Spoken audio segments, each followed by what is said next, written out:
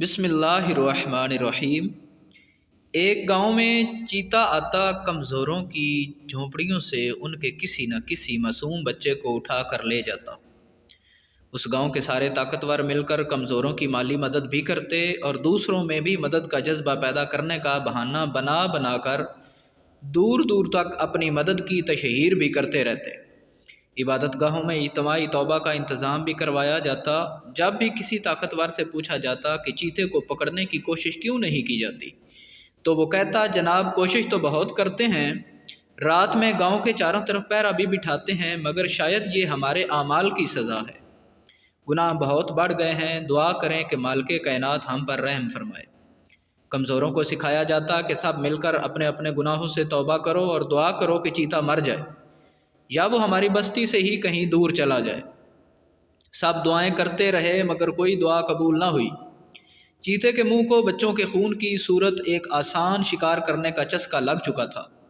پھر ایک دن مالک کائنات کے حکم سے اس کمزور انسان کا بچہ چیتا اٹھا کر لے گیا جسے مالک کائنات نے دعا کرنے کا سلیقہ سکھا دیا تھا۔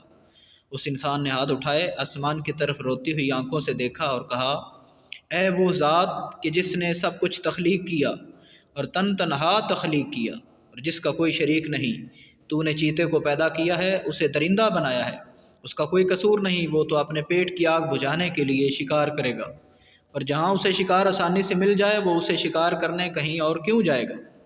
اے مالک کائنات، اگر تو چاہے تو وہ چیتا دوبارہ کبھی یہاں نہیں آئے گا، مگر میں جانتا ہوں کہ تو نے یہ دنیا امتحان کی جگہ بنائی ہے اور تو یہ دیکھنا چاہتا ہے تیرے طاقتور بندے تیرے کمزور بندوں کی تکلیف میں کتنا درد محسوس کرتے ہیں۔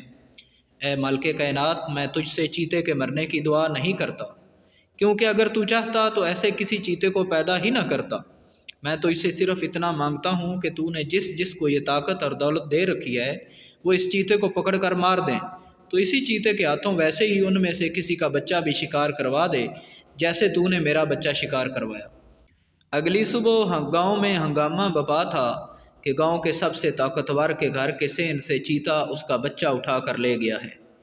آس پاس کے 7 گاؤں کے طاقتور اپنی گاڑیوں، شکاری کتوں اور اسلحہ سے لیس لوگوں کے ساتھ چیتے کی تلاش میں نکل پڑے۔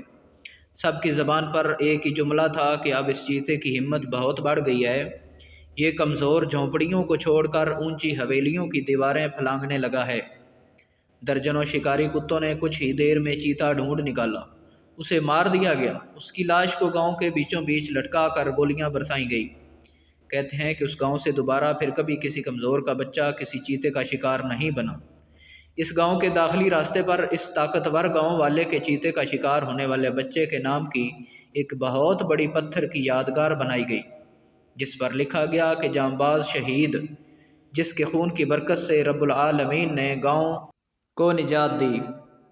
دور دور کے گاؤں سے لوگ اس طاقتور کے بچے کی ماں سے اپنی مشکلوں کے لیے دعائیں کروانے آتے ہیں، کیونکہ سب کا ماننا یہ ہے کہ گاؤں سے بچے تو بڑے گناہ گاروں کے بھی اٹھائے گئے، مگر آخرکار دعا ایک نیک دل ممتا کی مورت کی ہی قبول ہوئی اور سب کو اس عذاب سے نجات مل گئی۔